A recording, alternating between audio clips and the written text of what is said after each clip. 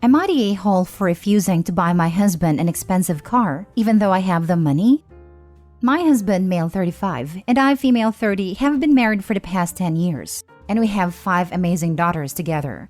Because of that, I dropped out of college and have been a stay-at-home mom for the past 10 years when we had our oldest daughter. My husband is the breadwinner, and I take care of all the chores and childcare. While my husband earns quite a bit of money, which allows us to live comfortably, he is also obsessed with budgeting. Thus, I typically only have enough for household expenses. For the past 5 years, I have been working on a series of books. I have been writing everywhere I could. 5 minutes here, 5 minutes there, and while I sacrificed a lot of sleep, I have managed to finish my series, unbeknown to my husband. I kept it a secret because he always considered it a waste of time. It was tough, but I managed to get an agent and was incredibly lucky to get a deal to have my series published. I was ecstatic, and when they told me how big my advance would be, I almost fainted. It's much more than I expected for a first-time deal, like in higher 5 digits. I haven't told my husband yet, and I had to borrow money from my sister to get an accountant. Ideally, I want that money saved up should something happen because I honestly don't know the details of our home finances or for our kids' future, whatever will be needed. Plus, I would love to have some spending money without asking my husband Greg. However, Greg found my contract, and he is now demanding I get him a new car for Christmas. A very expensive new car, which cost the majority of my advance. I politely refused, saying that he didn't need a car that expensive, and that money was supposed to be saved up. I tried to explain my position, but he wouldn't have it. He basically called me an a-hole without actually using the word. He said that because he supported me all these years, I owe him, and without him and his money, I wouldn't be where I am now. He's told me that I either buy him a car, or I have to start paying for household expenses half and half. The thing is, I would still be a stay-at-home mom, and I don't know if my book will be a success. For all I know, this will be the only money I will ever get from my book deal because it will flop. Am I the a-hole for not wanting to buy my husband a car even though I have the money? Now for the top comments. Everyone sucks here. You have lived off his money for years, but you keep your own income a secret? Yeah, you're the a-hole. Mind you, he is definitely the a-hole too for demanding an expensive car and the way he spoke to you. But why would his money have to go to the household and your money to you?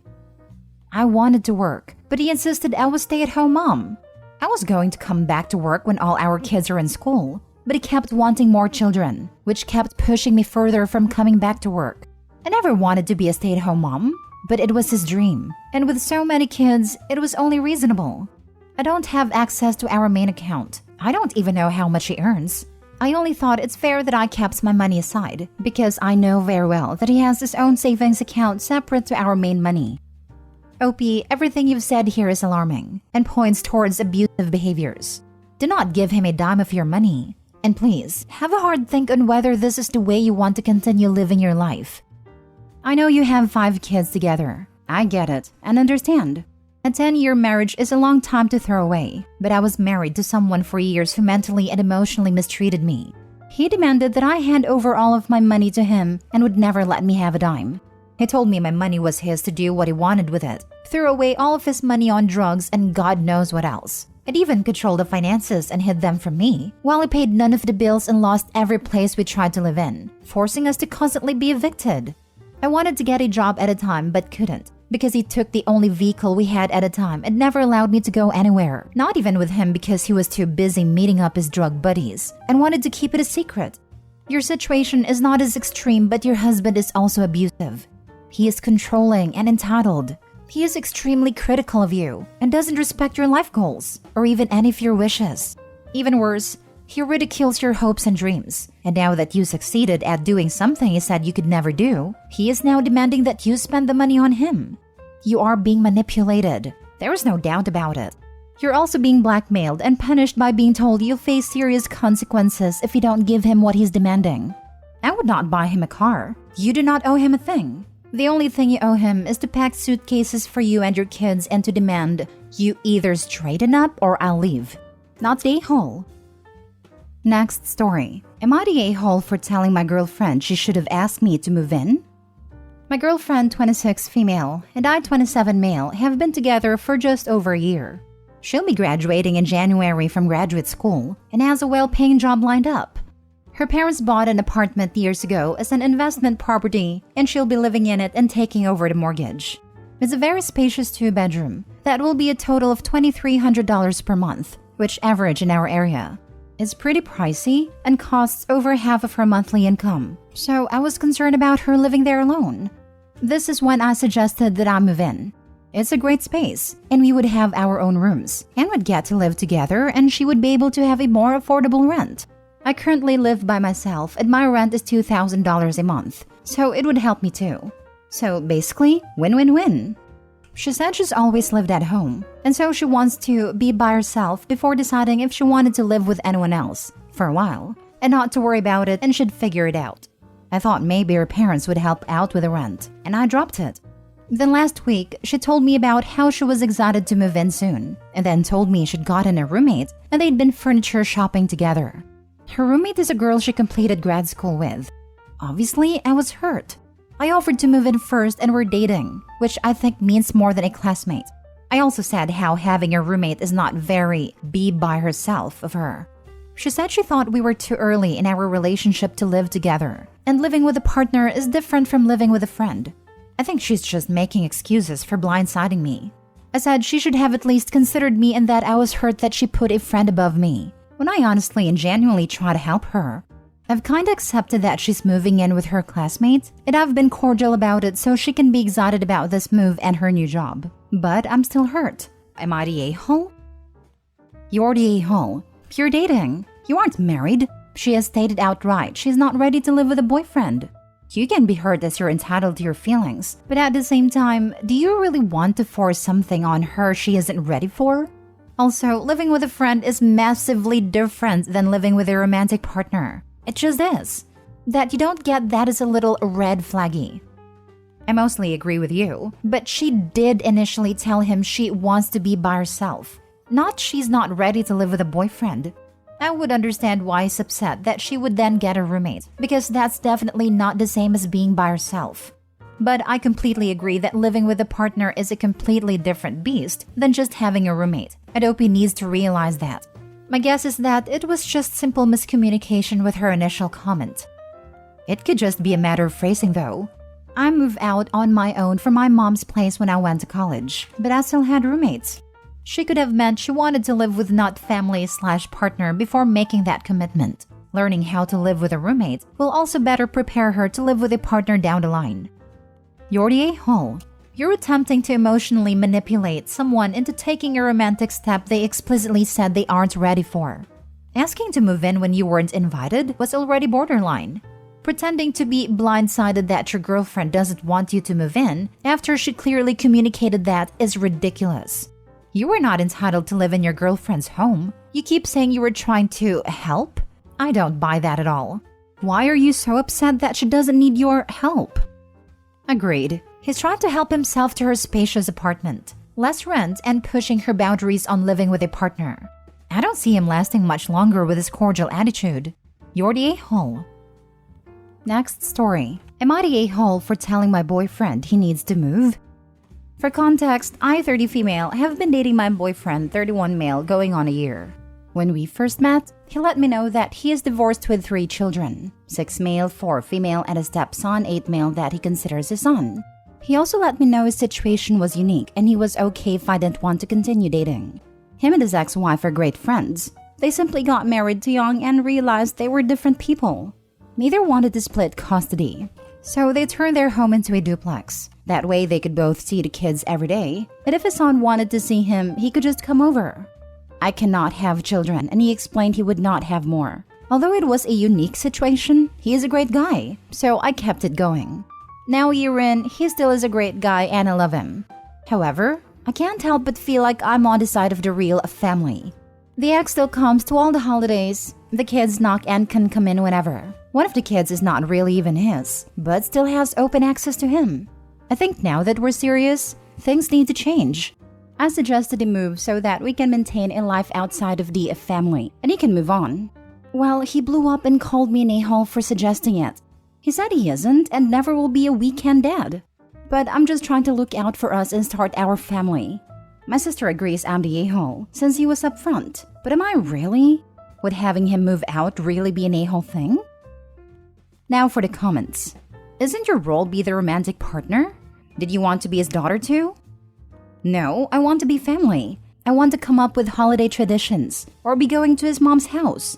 But his ex still does that, and I feel like a side piece. Info. Do you and his ex get along? Why can't you all spend holidays together? We tolerate each other. As far as I know, she doesn't mind me. I get the impression she doesn't really care about me at all. And I can be there. But then I'm at her house with her kids, doing her traditions, and it feels like I'm with her husband. I feel like you're the a-hole here. You knew his situation going into this. It works for them, so there's no reason to move. You feeling outside of family is a you issue. It doesn't mean you need to separate him from his kids. From reading your comment, you feel outside of family because you don't like their parenting arrangements. Well, guess what? He was parenting these kids long before you came into his life. He'll still be parenting them after you leave. It actually sounds like they have an amazing arrangement, and it certainly wouldn't stop you having a life together if he didn't move. Because they still operate as a family other than romantically. I feel like I'm only feeling the romantic part, but he has his family. One of the kids is not really even his. You're the a-hole. Wow. Right? I hope he sees this and leaves her.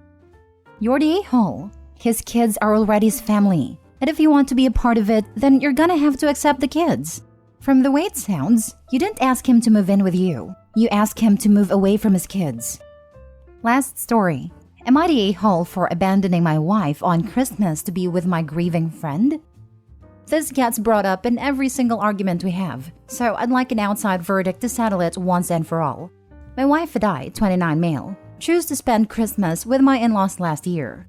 Because they live a few states from us, we don't get around to seeing them in person very often.